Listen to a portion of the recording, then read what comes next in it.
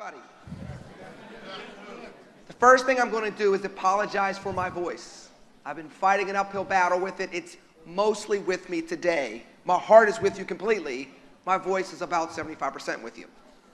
But thank you for coming today. Restoring the American dream. What exactly does that mean? Every time you see a candidate on the campaign trail, particularly at the national level, that's the rhetoric you hear. That's the soundbite. That's what gets people waving flags and excited and putting out yard signs and driving out the vote effort. But what does it mean when it's time to build communities? What does it mean for voters that we can't reach or we haven't reached in decades? What does it mean when we look at deficits that we have to turn around, jobs that we have to bring back, and despair that we have to get back into inspiration and belief in the American dream? That's what we're going to talk about today, restoring the American dream. My wonderful panelists here have been working on this for quite some time from different perspectives. Now, we will take some questions at the end of this panel, but the number one thing that I want you to remember is this. If we, as conservatives, are not the authors of restoring the American dream, there will not be an American dream in the 21st century.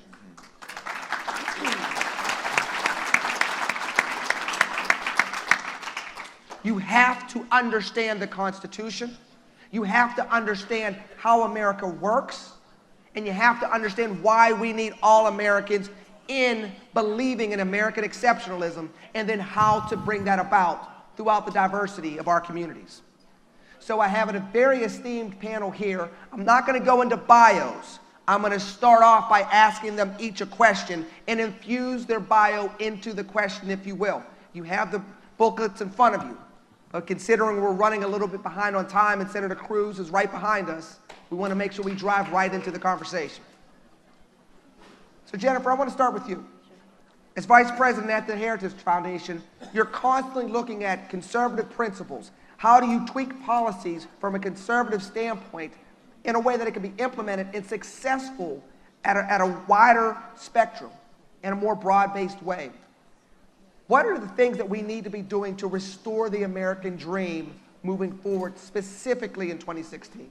Wonderful. Well, thank you for that. It is wonderful to see you all out and so engaged in these questions of public policy that are facing our nation today. And I'm really glad that we could have this conversation about the American dream in particular. I want to answer that with respect to those of our neighbors who are most in need. And we need to really be thinking about how we can restore the American dream for those who come from a background of poverty and face tremendous obstacles to getting ahead.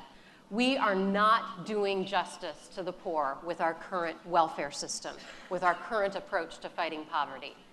And one of the reasons is that we have lost the human beings at the center of that, and we have instead focused so much on spending as the way to solve this problem. You know what? We have spent more than $22 trillion on the war on poverty since it began in 1965. And folks, if we were going to win this war with spending, we would have done it a long time ago. And yet, what we see today is that the poverty rate is almost as high as it was when we began this war on poverty. So something much deeper is going on here. And I want to talk, as we go through the conversation today, more about how we can get at those complex dimensions of the problem. What's holding people back? And in particular, how we can reform welfare so that it encourages work and promotes marriage rather than discouraging both of those things that are the primary bulwarks against poverty today.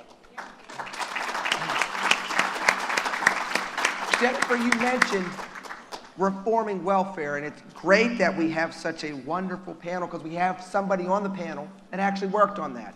The Honorable Phil English, who was a member of Congress when the welfare reform went through in the 1990s.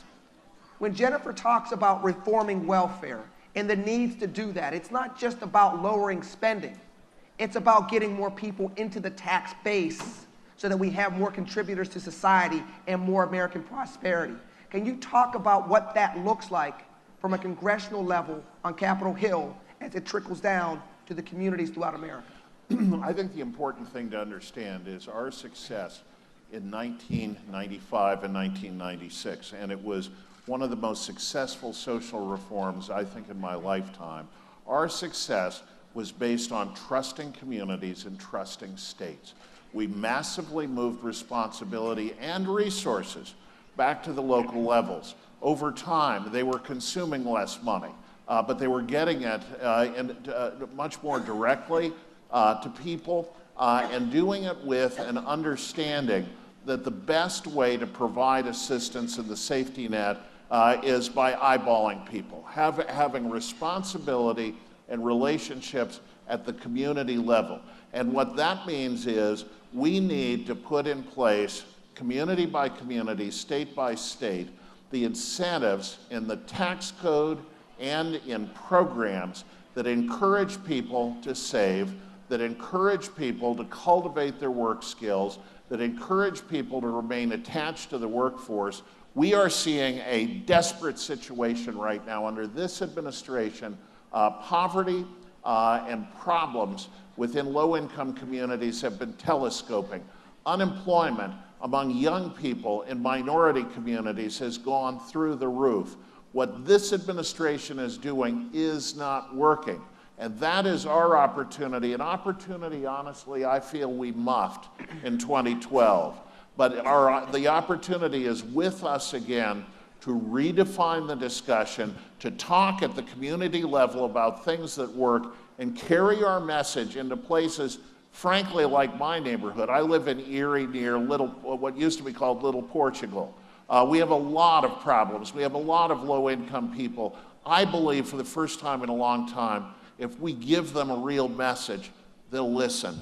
And I think local engagement is the way to go on that. Congressman English, that's the reason why you ran for Congress in the 1990s, and that's the reason why I'm running for Congress this year.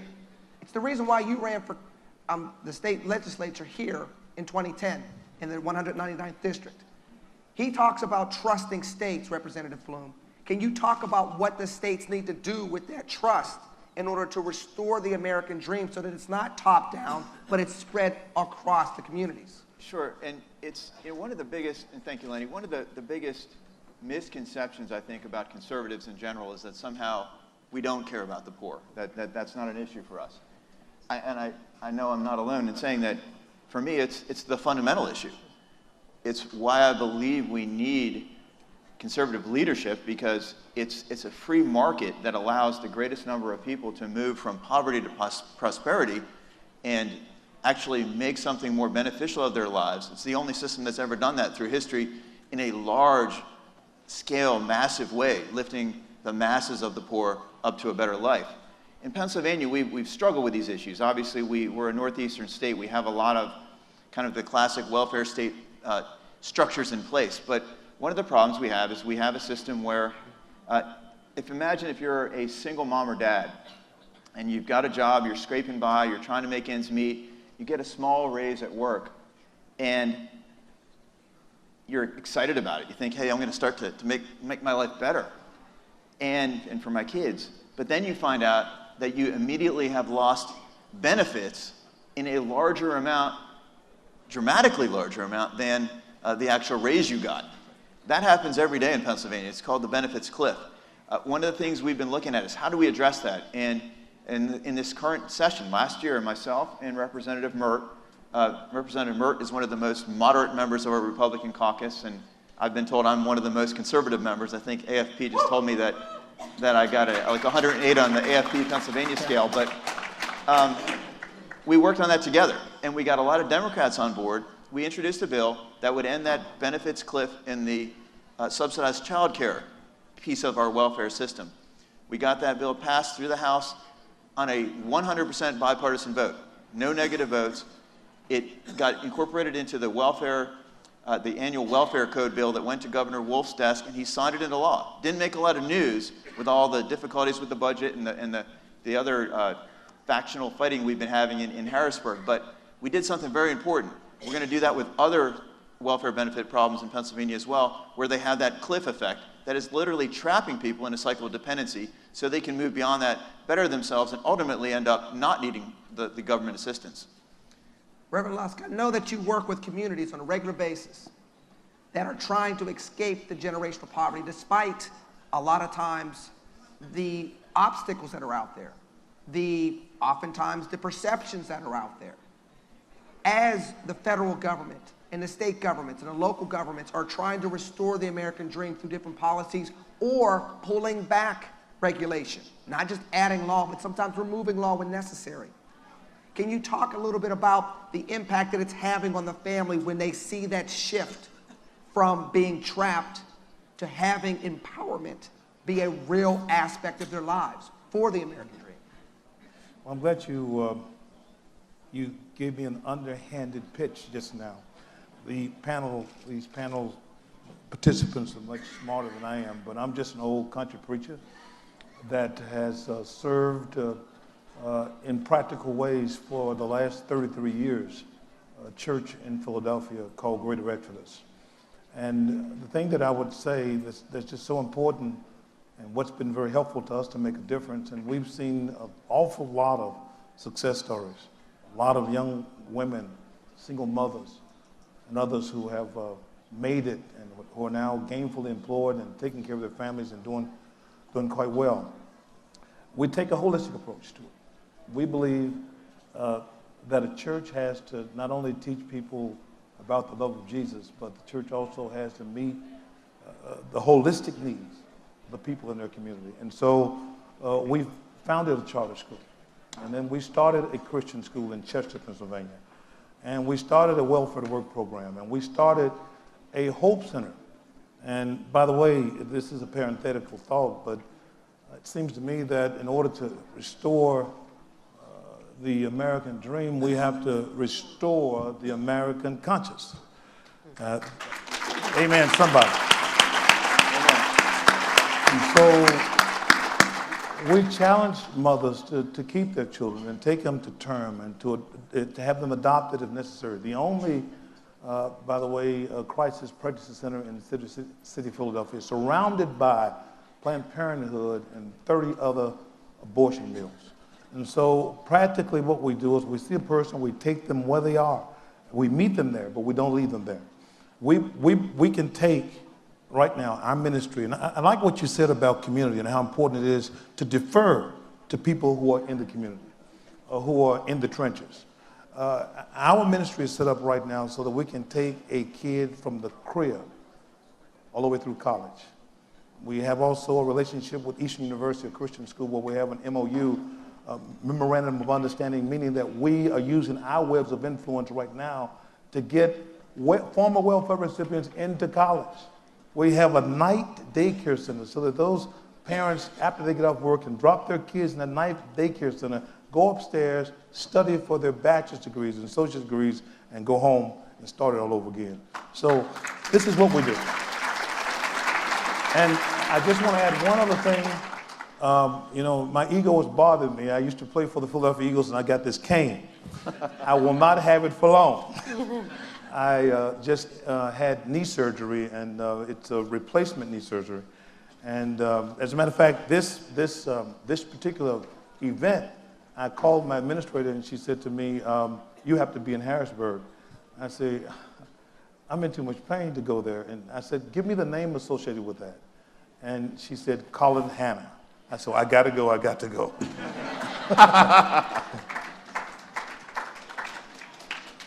Dr. Hendrickson, we're hearing about all these things as far as on the ground and the laws that are put into place and the legislative battles that come about.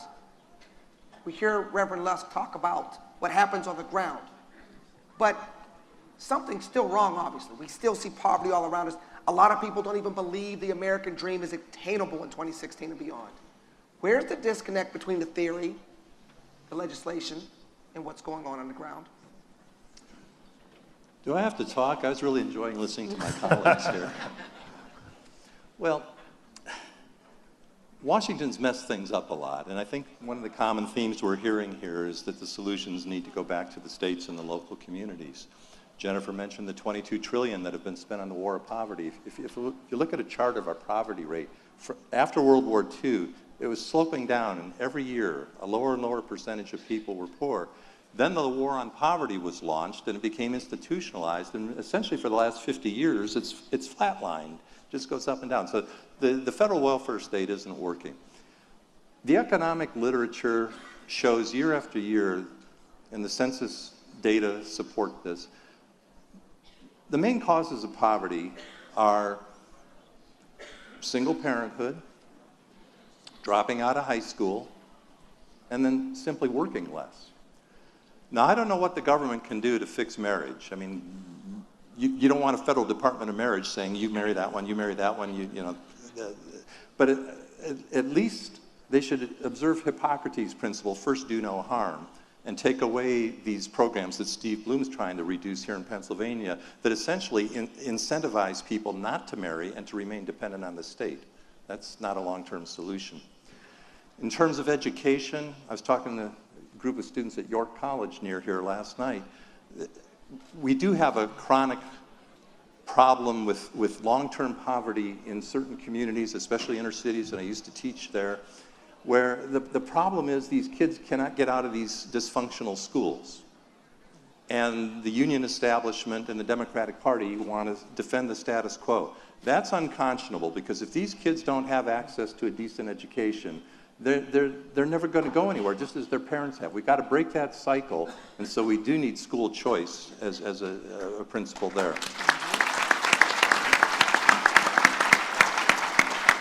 And then lastly, something that's more purely economical, the job situation. The statistics show that people who are in the top 20% of income in America, on average, have two full-time workers in the household.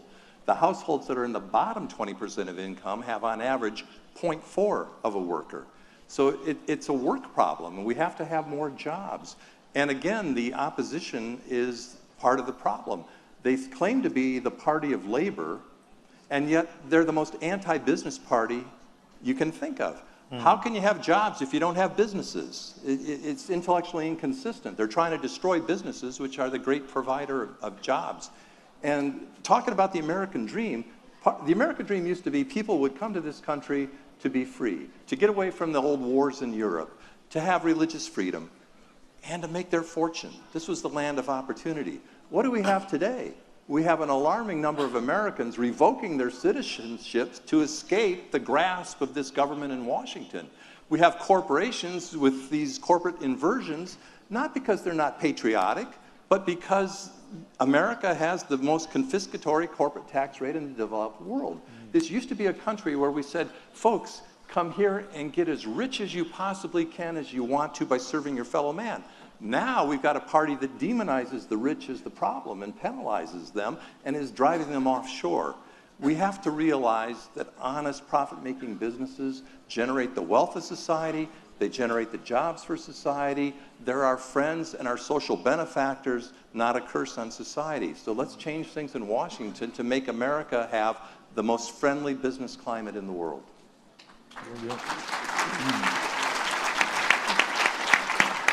I'd like to make a quick comment. I think that last comment was precisely on point. And when we talk about things that the federal government needs to partner with states to do, it is to create an environment where economic growth comes back to these low-income communities, where they have access to job opportunities, where there aren't barriers to hiring, where you have a kinetic economy that is growing faster than the incredibly slow growth economy that the Obama administration has presided over and is apparently very proud of. We're not going to have social or economic justice without economic growth in this country. We need to have an expanding pie. And a lot of the benefits that accrue to people from that are very critical and take the place of programmatic support. I'll give you one great example. By the way, when I was in Congress, I did work with Bernie Sanders on one issue, and that was LIHEAP funding. LIHEAP funding was important because in places like Western Pennsylvania, home heating costs were an extraordinary burden to a lot of low-income families. Well, what has the market done? The market has created the most spectacular glut in natural gas, so much so that home heating has been made accessible to millions of families that found it very, very difficult to achieve previously. It has done more than we could have done in 100 years to make it easier for low-income families to find home heating affordable. We need to allow markets to work. We need to encourage economic growth. We need to encourage investment back into communities like Western Pennsylvania and places like Scranton, and communities that if they get the environment, they can bring opportunities back to local communities and to low-income communities. Jennifer, let me take this to you because we're hearing a theme now about rich versus poor, those that have, those that do not have. I know that I'm running on a theme of ending the tale of two districts, bridging the district back together because people are seeing different results from this economy. But people also believe that the policies that come from conservatives only benefit the rich. Can you talk about some of the things that you study at the Heritage Foundation that show that, yes, people at the higher end benefit, but people at the lower end move into the middle class when these policies are implemented? Well, the reason, like many people who have already said on this panel, we as conservatives need to be talking more about poverty because we have the track record of success here. The 1996 welfare reform that the congressman was talking about what is a monumental success in terms of raising up those who had been dependent for the long term on the welfare system. The reforms that were brought in 1996 made the rolls drop by about 50%. Child poverty dropped to historic lows. You had enormous success. So much so, do you guys remember this? When Senator Obama was on the campaign trail and was interviewed by Rick Warren at Saddleback Church, and he asked him, "What have you changed your mind on?" Senator Obama said, "Welfare reform. I thought it was going to leave children on the street, but instead it's lifted them out of poverty and it's helped and it's actually done the right thing." Now he's gone on and he went on in that and he has undermined welfare reform, but it was a dramatic success. And why was it? Well, for one thing, where welfare had been a one-way handout for decades, this made it a hand up. It said, if you are going to receive assistance under the TANF program, the Temporary Assistance to Needy Families, the new name instituted in 1996 to communicate that this was transitional and that the goal was the self-sufficiency of the recipient, not long-term dependence. If you were a recipient of TANF money, then you would have to be looking for work or getting a job or training for a job as a condition of assistance. Now, Americans are generous people. We want to help out our neighbors in need. We want to make sure nobody falls through the cracks. But we also want to make sure that people are doing what they can to help themselves. And that kind of a work requirement that was embedded in the TANF program is exactly the policy to match that aspiration of ours. But we only did it on one program.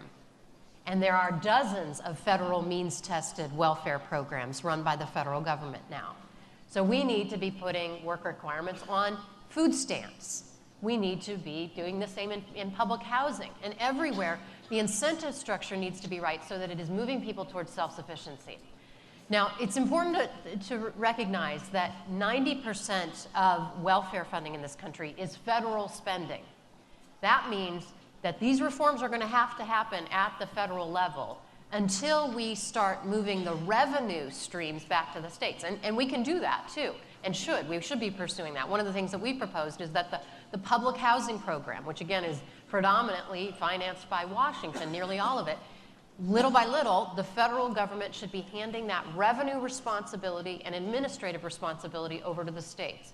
So if the funding is 90-10 today, it can be 80-20 and 70-30 and so on, until that is the responsibility of the states. To the degree that they want to provide public housing, they raise the revenue for it as well. That's true federalism. That's what it would look like to get Washington out of the welfare system. That's what we need to be doing if we're going to free communities to solve these challenges themselves. Can I add a Pennsylvania point to that? Sure, I was actually coming to you next because as you had your Pennsylvania point, I'm going to play the role of devil's advocate for just a second. It could be said, it has been said, that the only reason why conservatives are now interested in this, for example, a Pennsylvania legislator, is because we can never win the state anymore because of the registration numbers. So now this is a campaign ploy, not a way to bring back Americans back into the belief in the fold of the American dream. But as you answer the question, I also want you to add to it the fact that there's a real tangible element to this that you see every day as a Pennsylvania legislator if it's not addressed. Well, just want to reflect on the federal issues and the overall spending. Pennsylvania, our state spending, overall state spending, has increased since 1970 by about 183%, adjusted for inflation. So government is spending 183% more than it did in 1970. Of that, our annual budget, about 40% of our annual budget is human services spending, much of it on programs generally considered to be welfare programs, so to speak. And I just wanted folks to think about that. Do we feel that the problem of persistent poverty is 183% solved or more solved than it was in 1970? The statistics would say no. It's no better, and in fact, in many cases, it's worse and more entrenched. So this notion that government's going to fix it has been proven contrary. We've tried that experiment in Pennsylvania. We're still trying it. It's almost impossible, and it's not an electoral thing. It's not. I never talked to anyone who's. So we want to try to help people become independent, move from dependency to independence because we want to have them as voters. That's not the issue. We want them to have a higher quality of life, to contribute to a better quality of life for our community. That's what we're about. But to do that, we need to get the government out of the way, not keep the government sort of there as this tangled net in which they're trapped and caught and they can't get out of. And that's what we're doing now. We're wrapping them up in this complicated net where they can never get out of it. So we're actually counterproductive in so many of our efforts. We're not helping folks who are trying to work their way out of poverty. We're keeping them trapped. Reverend Lusk, I want you to talk about the impact that has, because as being a church leader, you see people at both their best point and their worst point, but when they feel trapped and they don't feel like these policies are going to enable them, they don't feel like the opportunity is there for them. Can you talk for a moment about the impact when we don't put these policies in place, when conservatives don't lead in restoring the American dream, the impact that it has on our neighbors, our constituents, that we need them to reverse themselves from? Well, I want to address the impact that it has on conservatives.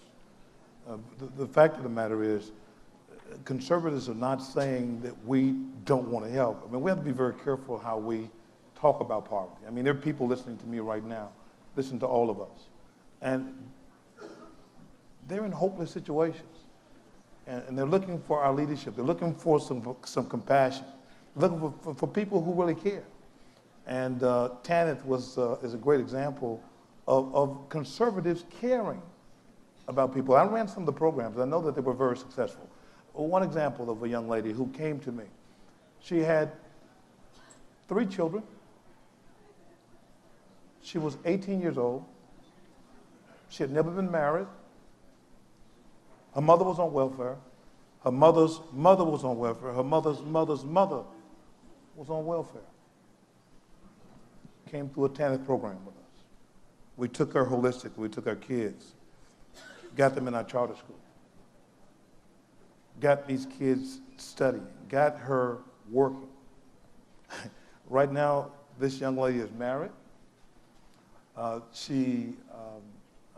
children are performing off the charts, and she has broke the vicious cycle of welfare in that family's life. Now, but the key to all of this, I think our panelists here, they have their hand right on the pulse beat of what's going on. But I just want to add to it. You got to find good programs. I'd say to the legislators here, I'd say to my dear friend here, just some of your ideas are wonderful. Find good programs. Find programs like the one we have in Philadelphia called People for People. There are other programs like that. Invest in faith-based organizations who really care about the people and will do holistically things that will make a difference in their lives. Because the fact of the matter is, if we don't lead, if conservatives don't lead, we will continue a vicious cycle of poverty that will hurt the vast majority of underserved people in this country. Mark, you look at this stuff from a historical perspective as well as somebody that, because you study it as a scientist, you're also forecasting, if you will. We always hear every election, every year, this is a crossroads moment. Works well as a soundbite.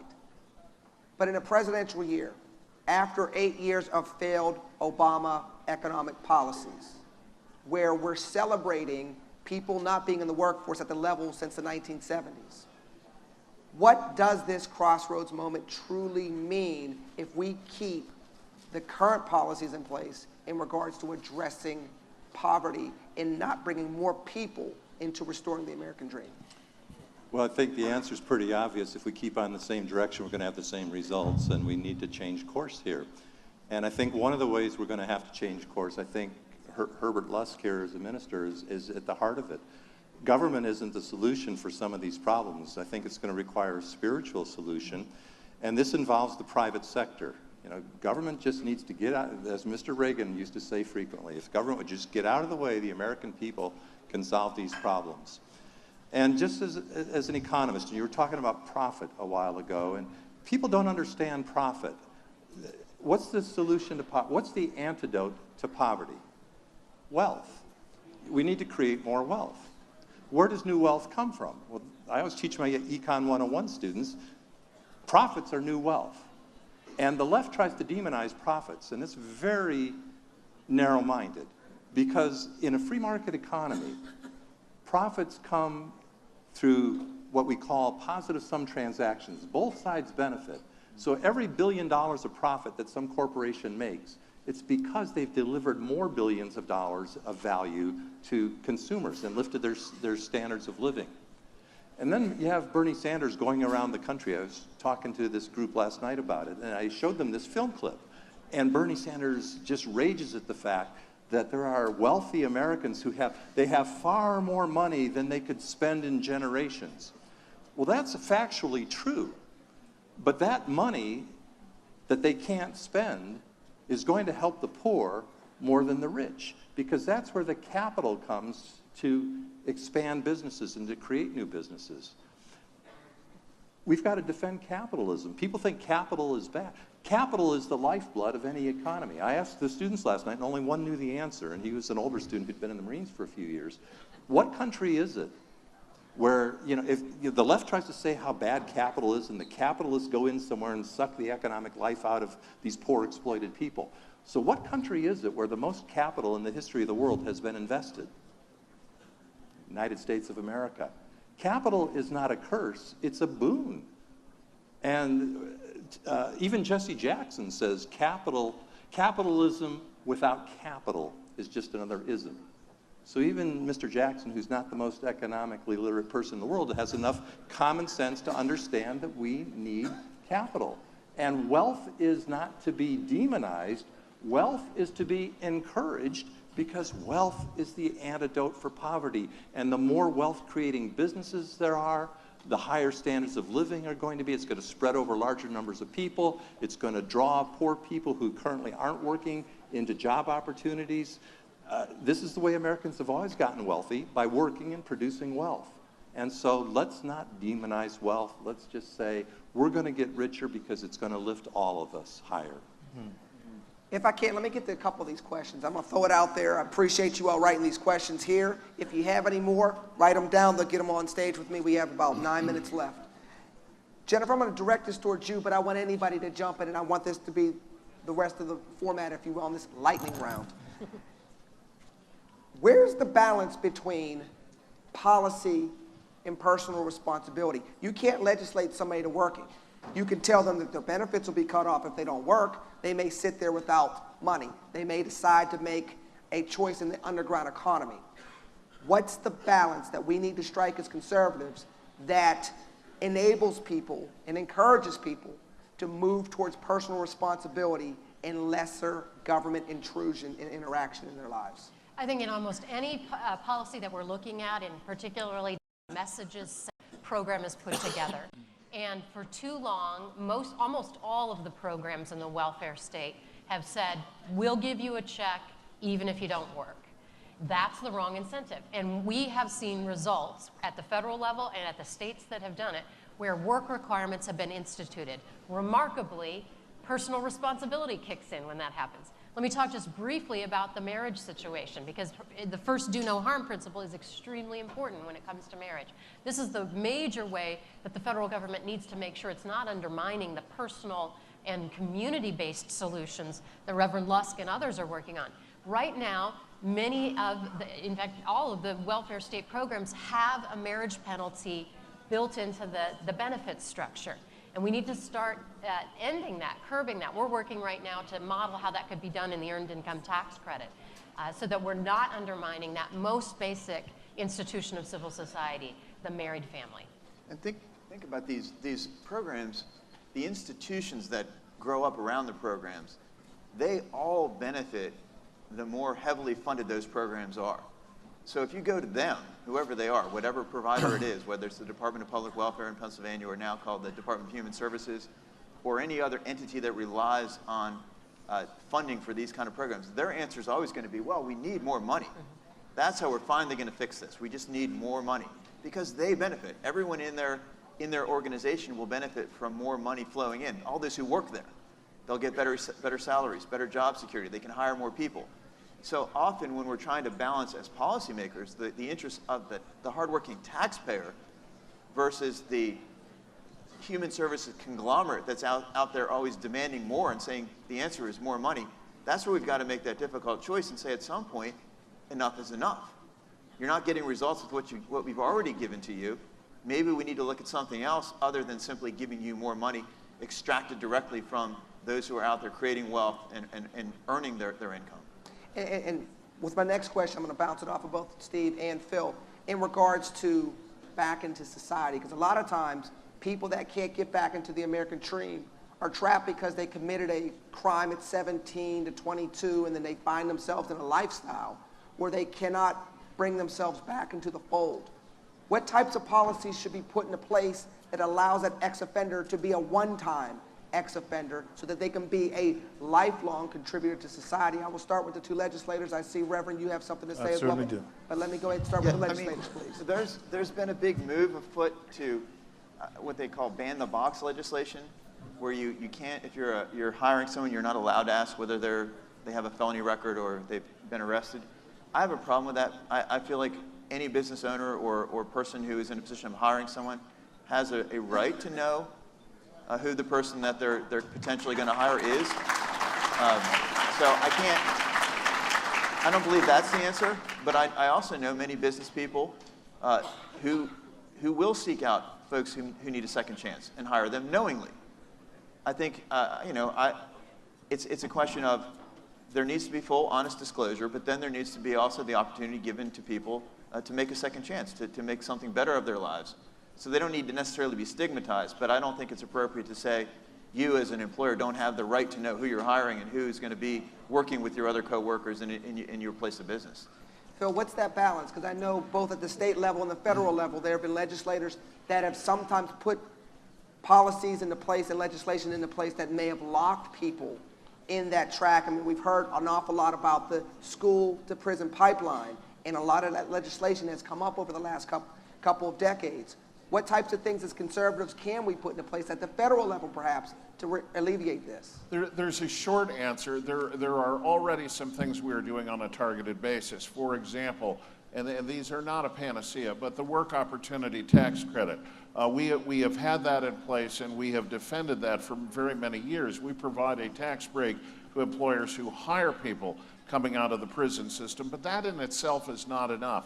I would argue in the end, the best answer comes when you actually have a vital job market where the skills of those people coming out of, we need to give them access to training, but when they are given an opportunity, when employers need good workers, then the employers will look for opportunities to hire people regardless of some of these background issues. This is something that in part the market responds to. We need to keep in place the incentives we already have, But frankly, we need to change the labor market in a way that there is a very much higher levels of employment, and then these folks are going to get hired. Reverend Lusk, I know you wanted to chime in, please. I'm running right now one program where there are going to be 500 ex-offenders that will come through our program. And our job is going to have to be to reconnect them with family if we can, get these guys cleaned up, get them going. We had a program last year, the last 3 years as well, called Project Day. Hey, these guys, I'd say 80% of the men that come through that program really want to work. 80% of the men and women who have been incarcerated want to change their lives. They want an opportunity. But there can be no opportunity as long as there is a federal law or any kind of law that says if you have committed a crime, you don't have a right to this part of America. And you're going to keep America alive. You're going to make it, make that dream work for everybody. We've got to find a way to reach that 80% of people who are coming out of prison. I mean, you know what we have? We have recidivism, right? They come in, they go out. They go in, they come out. Same thing. We've got to stop it. And I think the way to stop it is holistic in its approach. The market, capital, legislation, and maybe another 150 Herb Lusk in this country that will dedicate his life to the poor. But what I want to do, That's not a pitch for human cloning. what I want to do is I want to give each one of the panelists about 10 to 15 seconds to kind of finalize where they're coming from. I'm going to start with the former Congressman, Mr. English. Conservatives need to do a better job of pitching their very optimistic message to low-income communities, low-income families, people who have never thought of voting for our candidates before, but people who want an opportunity, who want to realize the American dream, and who have a feeling that if they can get the schooling they need, if they can get the training they need, they're prepared to move forward and build a career and build a family back in the communities where we need to have that stability. Mark. I would just say, share with your friends the parable of the Good Samaritan. There's the model for how charity is to be done. The individual does what he can, and what the individual can't do because he has other obligations, he delegates somebody else to do it on a voluntary basis. If the Samaritan had gone to the side of the road and said, I'm a tax collector, give me some money because that guy needs it, we wouldn't be honoring him today. And remember the person most intimately familiar with the Constitution of the United States, James Madison, in 1794, came right out and said, charity is no part of the function of the federal government. We believe in charity, but we believe in it as free people. Government introduces an element of force, and force and charity are incompatible. We can do it. Just let the government get out of the way, and we'll take care of it. Force as well as liberty, they're incompatible as well. So that's what we're all about, restoring the American dream, which obviously that's part of it as well. Reverend. I think Frederick Douglass said that it's easier to strengthen a child than it is to fix a broken man. We conservatives have to continue to have compassion for those that are young in poverty. We have to do everything we possibly can to let our neighbors know, our constituents know that we care. And when we communicate these policies have to be communicated in such a way that they lead with compassion. We must not water down what we believe. I don't apologize for who I am. I'm a conservative. I don't apologize for it. I hosted President of the United States of America, George W. Bush, twice. I am proud of it. I don't apologize for it, even though I live in Philadelphia.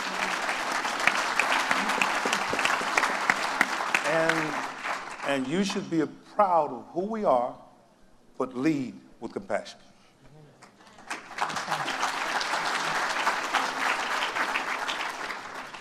The welfare state status quo has not done justice to those most in need, and we need to reform it with policy that will lift people up and allow them to achieve the American dream. And we can do that across all the welfare state issues and into school choice and so on. And I'll just say in addition, after we get 150 Herb Lust signed up, I'm going to run the sign-up sheet for people conservatives who will devote their lives to taking this assistance to those in need in a different direction. We need young policy entrepreneurs who will devote their careers to that question. Thank you, Jennifer.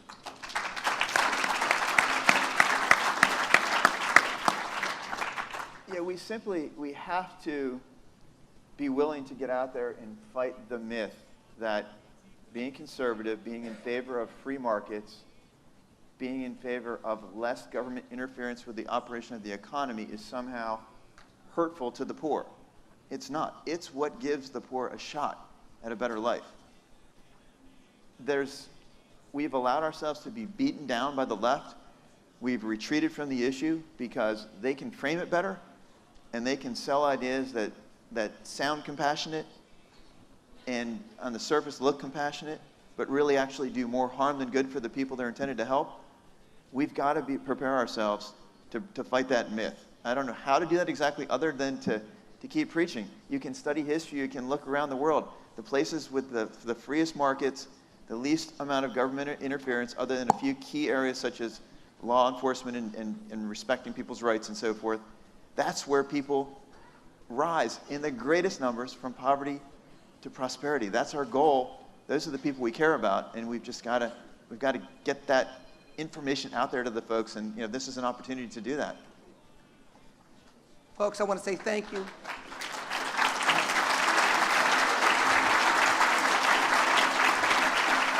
I want to say thank you to our panelists here. I want to say thank you to all of you, because you understand that if we're going to restore the American dream, we have to restore it for more Americans across our diversity.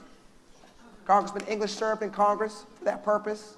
Representative Bloom serving now for that purpose. I'm running right now in 2016 for that purpose. Because we can't have a strong America if we can't bring more Americans on fold with policies that work. And we've seen after 8 years that democratic liberal policies driven from Washington don't work. It's time to bring it together. Thank you very much for your time, everybody. Have a good day.